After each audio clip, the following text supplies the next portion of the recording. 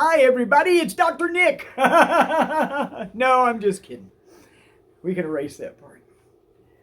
You'd have to watch The Simpsons to know who Dr. Nick was.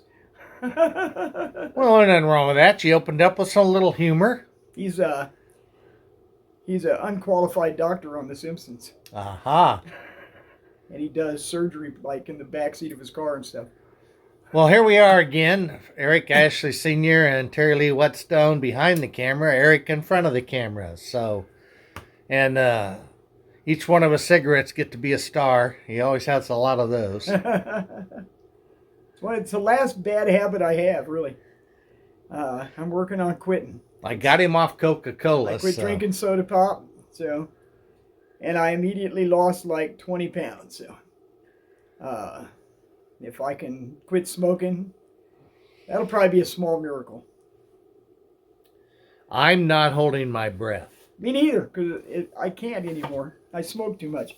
So tonight, we're going to talk about assimilation and the effects of it on people, or native people, indigenous people. How it got started,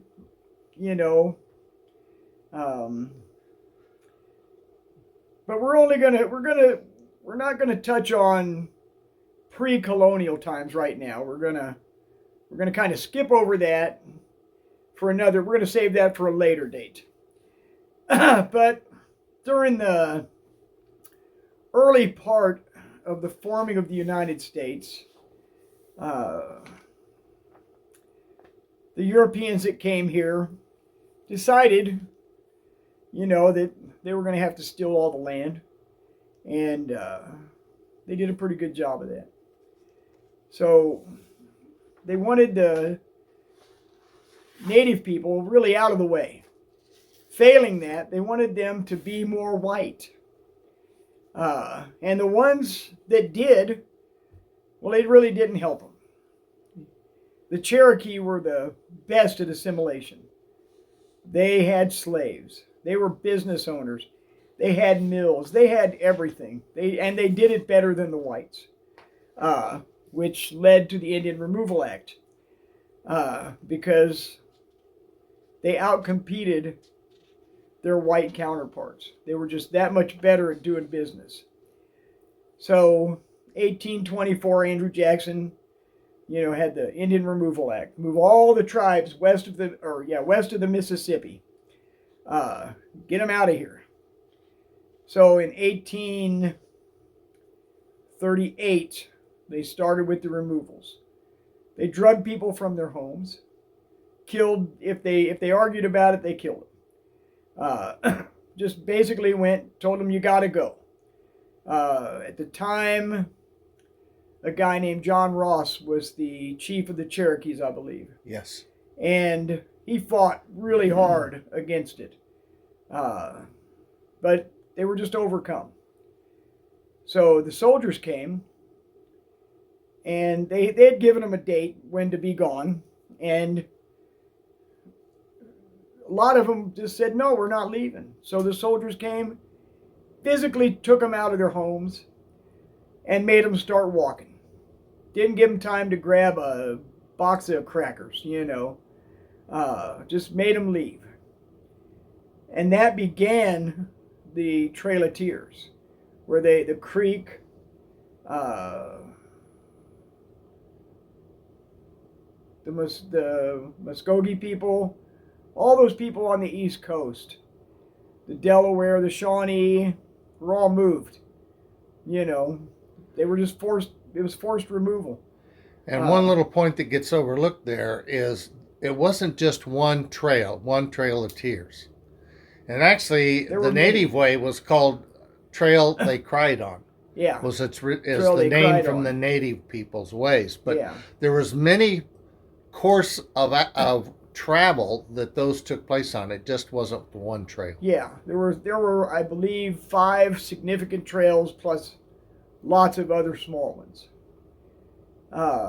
15,000 people just from the Creek Nation died on that trail. I don't know how many Cherokee, in the thousands. If you were old, sick, disabled. You just got left on the side of the road. So one of not the biggest Holocaust that's ever happened in the history of humans. Well, that is with the Indian Removal Act. That's not quite right. Okay. Okay. Overall, the Holocaust that happened in this hemisphere, North and South America, yeah, over 100 million people exterminated. But during the Indian Removal Act, it was a Holocaust. To the native people, it was a Holocaust. That's how we look at it. But it wasn't quite on the scale of Hitler. Okay, that was quite a lot more people. Over 6 million people died. So, and that was just Jewish people. But back to the Indian Removal Acts. And that went on. It took a few years before they gained control of the East Coast. When Washington was convincing the tribes to help him, it's in his memoirs, how he felt bad because he knew he was lying to them. When he told them they'd be fine, they could have their land forever, he knew he was lying. And he knew that in the future, all those people would be removed or exterminated. And they were. There's a remnant population here and there of native tribes on the East Coast, but mostly they were removed. A few tribes have maintained their homeland up there. Hurons, Iroquois, one that starts with W that I cannot pronounce. But there's, the Seminoles, they got to stay. The Creek, some of them stayed and now have their land there. But after that, that initial push, and they got most people moved, then they started on the Plains tribes. Boarding schools, killing the buffalo for the railroad to come through, and from a military stand, I'm a veteran, so the military, their idea of killing the buffalo was to starve the people. You starve your enemy, you got him beat. And that's how the military thought. So that was part of the reason for killing all the buffalo. Part of it was for the trains to come through because the buffalo were in the way. And the people were in the way. So the boarding schools, though, that was probably one of the worst punishments inflicted on native people. Because they would steal the children, take them away, force the parents to send them, and then tell the kids, well, your parents don't care about you. They don't want to see you. That's why you're here. They lied to them. So that generation of people that grew up from that, imagine their feelings of mistrust and hatred, wrongfully placed against their own people. The black robes, the priests that wandered the plains, and the idea was in the boarding schools and the Catholics was, and the Jesuits too, was kill the Indian, save the man. They wanted to breed out being native, take away your language, your religion, your beliefs, everything. Destroying of culture and destroy the culture. Physiological death is what they got. Psychological death, yeah. Yeah, psychological death.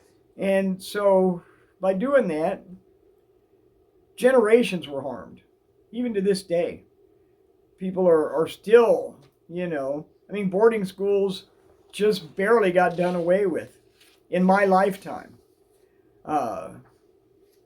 In my kids' lifetime, which is sad. And they're, the idea was, let's make your belief system illegal. So if you go practice it, we're going to take your food, and we're going to take your children, and we're going to make it so you just don't want to do that anymore.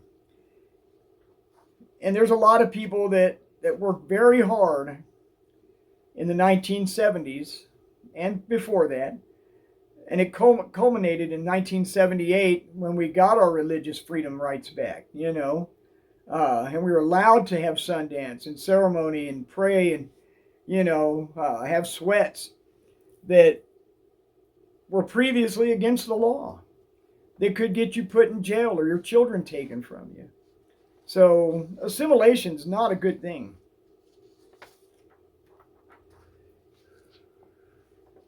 We're just kind of running through things in these videos to prepare for the documentary we're trying to make.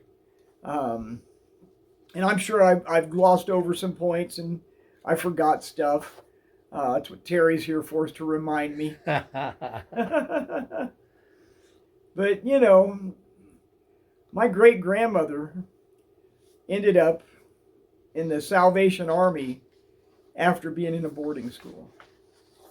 That was in the late 1800s. And she never knew her people. My own grandmother, on my mom's side, was taken from her family, given to a white family. Basically given her as a slave. She hated them people, she told me. So, assimilation isn't done. Our government still tries to do it by the terms they use, which they still use Indian instead of indigenous person. It's the Bureau of Indian Affairs instead of the Bureau of Indigenous Affairs. Redskins, squaw, all those terms are derogatory terms. Savages. And some of that language is still used to this day, which is just heartbreaking. So again, as Eric has said, we are just touching on the subject, and there's a total of 4. We got 2 more weeks to go on Wednesday night. And the first one was colonization. We just now are doing assimilation. Next week will be the culturalization, and the 4th week of Christianization. And then hopefully we will be on the fly for starting to work on a documentary. No date on when we can release that. Because it's going to be a bit of work. But we sure hope you stay with us. It will get into more detail when we actually do the documentary. Once we get started, yeah. Yeah, and pictures and things like that will be in it. So it won't just be my ugly mug sitting here telling you stuff. And if you missed last week, they don't go away out there on the YouTube channel. CHM4W, which you know if you signed in watching this, but you please pass that on. Share it, yeah. And help us out. Yeah. If you like what we get. Yes, and if you like what we're doing, please, please, please, I need reviews written out in Google. Not directly to me personally, not to my email. Not to me. We need it written out in Google reviews. That's where we need it. So, we appreciate anything you say back to us. Yeah. Just a text message, any of that. But please help us. And the help comes by putting in those reviews and comments where they count. And out in Google is where they count for us. That way the website gets promoted better and we can get more people watching. This isn't something we make money off of. This actually costs us money. Every time we do this, it costs us a little, but we don't care. We're doing it because we feel this needs to be put out there in a good way so everybody will understand the position of Native people or indigenous people and how they got to where they are with how the reservations are nowadays. Poverty, drug addiction, alcoholism. That's getting turned around. This new generation, they're really working hard to change that. But it takes a lot of effort because of assimilation. Sending those people to boarding schools, breaking up that family and community. In Native communities, you don't have one mom or dad. You have lots of them. You don't have one grandma and grandpa or 2 grandma and grandpas. You could have 10, 15, 20 uncles endlessly, aunts, cousins, you know.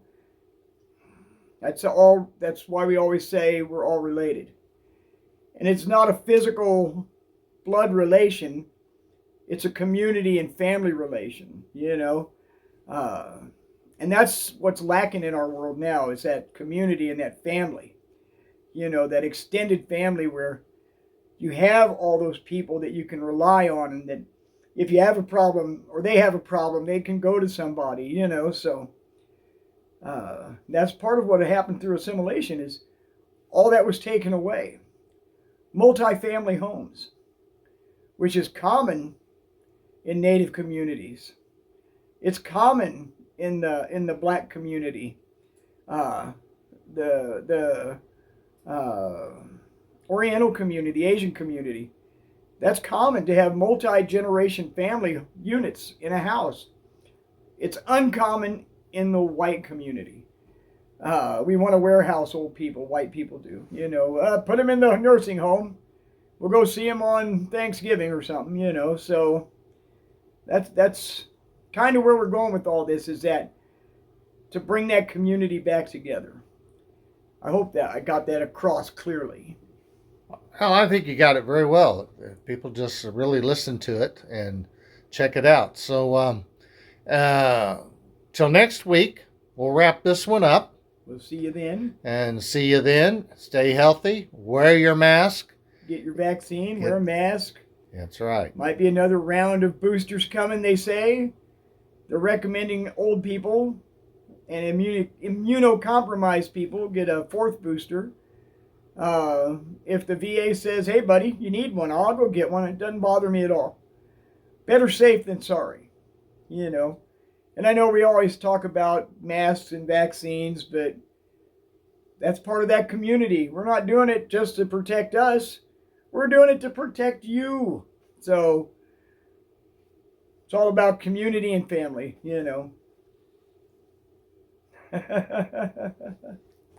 So, signing off then. Until next Wednesday, we'll see you then. Take care.